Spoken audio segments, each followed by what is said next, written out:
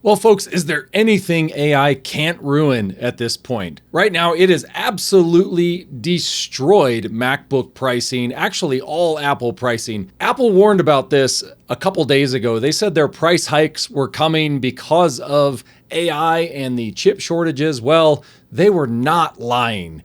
Check this out. So I had to do this video because I actually just saw this today. So at 10 a.m., I was looking at this MacBook Pro specifically with 128 gigs of RAM.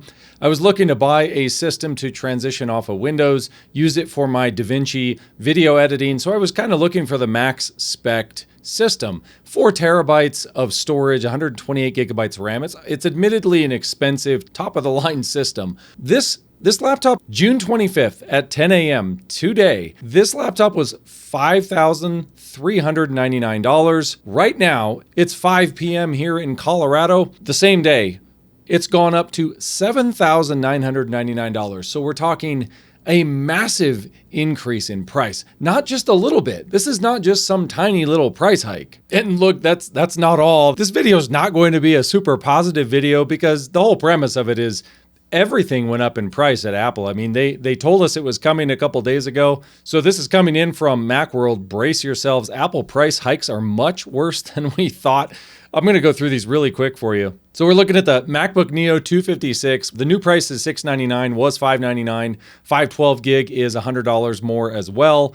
The 13 and 15 inch are up $200 for the MacBook Air. And it doesn't stop there. The 14 inch M5 MacBook Pro, we're talking a $300 price hike. If you go all the way up to the 16-inch M5 Max, that's a $500 price hike just at the base pricing.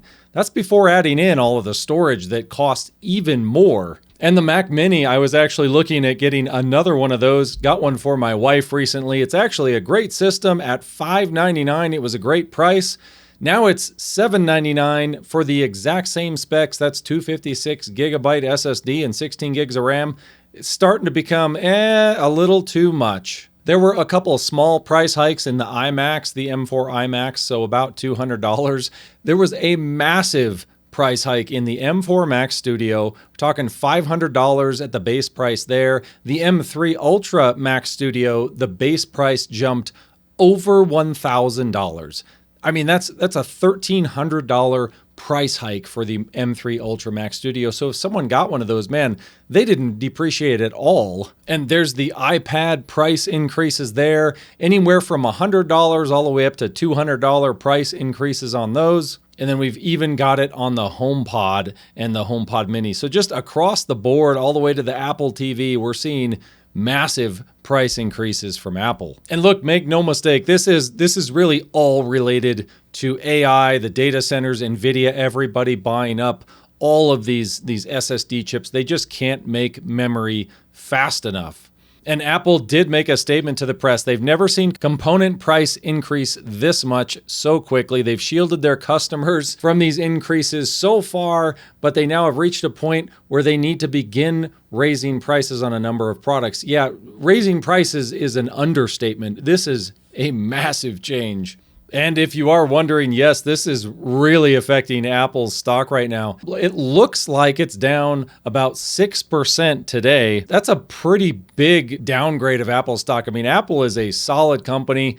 They are actually probably one of the best companies as far as being set up for the future, even with AI, with their unified memory architecture and just their, everybody loves their laptops, that architecture, the battery life. They were really set up for that, but these chip shortages are just going to kill them and everybody else. They're going to really put a dent in their sales. I would imagine they're not going to sell nearly as many.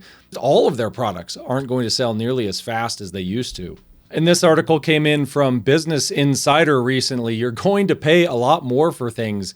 Blame AI. I use AI occasionally at my day job. I have this YouTube channel, I have other YouTube channels. And it's interesting because I use it in a way that is very piecemeal. I use it for some things, but I really like keeping things authentic. Like right now, I'm talking to the camera. I'm unscripted. I feel like if I do a video for you, the audience, I should research that video and understand what I'm talking about. I should have an opinion that matters and maybe is different from other people's opinions, or I just don't want to bother making the video. If I can't add value to someone out there, why bother? And I think AI is sort of the opposite of that. It is just an ingestion of everything that's already been said and thought, and it's not much new. It's just a curated, maybe cleaner version of what humans have already done. While I use it to organize things sometimes, if I want to reduce my cognitive load, I use it sometimes for just ideas, but I generally don't use it in the way that a lot of people use it. I don't use it for editing. I kind of enjoy the process of building my own computers, learning about this YouTube thing, even at work. The only time I really enjoy using AI anymore is coding. I do a lot of coding with AI to speed things up, but I still have to review it, and I still have to understand what it's doing and direct it to do what I want it to do. So, I think AI is just blown out of proportion with how valuable it's going to be. And until it merges with robotics and other things, I think it's going to be a lot like when the internet kind of kicked off. I think we're going to see this lull. The stock market's probably going to eventually drop and correct.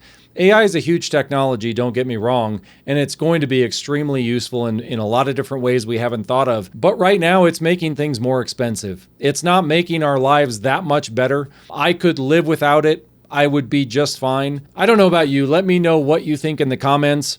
I still like running even local LLMs. I have an RTX 5090. I enjoy AI and learning from a tech perspective, but I don't like what it's doing to the labor market and prices. So now we're seeing inflation with computers and chips and things I like to buy in just as a hobby.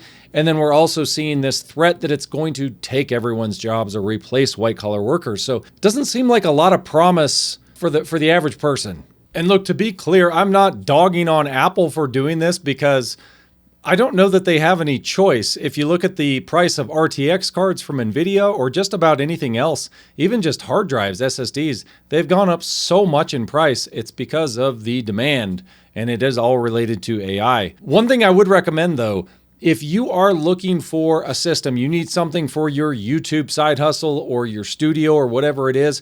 If you're looking for a video editing system and you got to go the Mac route, I would hit up Facebook Marketplace sooner rather than later. Try to catch somebody that maybe they're just not aware of this huge price increase from Apple. Maybe go pick something up on Facebook like this. Even this M1 Max with 1 terabyte for $1,400 is probably better than what we see from Apple's pricing right now. I mean, it's going to be tough. These prices aren't that great either, but I suppose they're better than what we're seeing right now at the starting price of some of these newer systems. And these systems will get the job done. Like if you have an M1 or an M2, you're going to be able to edit video on those and do most things that you need to do. And on the PC side, you do have some more options. It's really tough to find graphics cards at a decent deal right now, at least the higher end ones.